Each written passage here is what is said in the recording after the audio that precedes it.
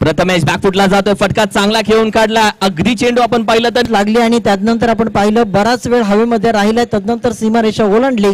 परंतु या ठिकाणी आज थोडंसं रिस्ट्रिक्शन नक्कीच आहे, मैदानाची भोव बनवण्याचा प्रयत्न करतोय.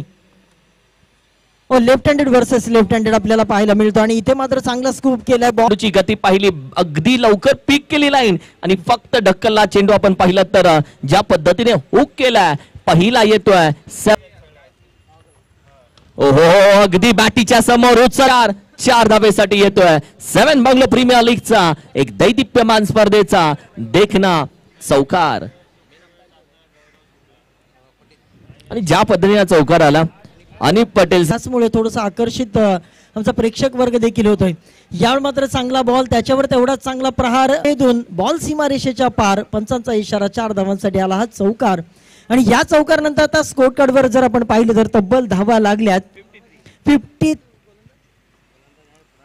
प्रणयचा हा बॉल यावेळी मात्र एक्स्ट्रा कव्हरच्या झोन मध्ये क्षेत्ररक्षक त्या ठिकाणी आहे.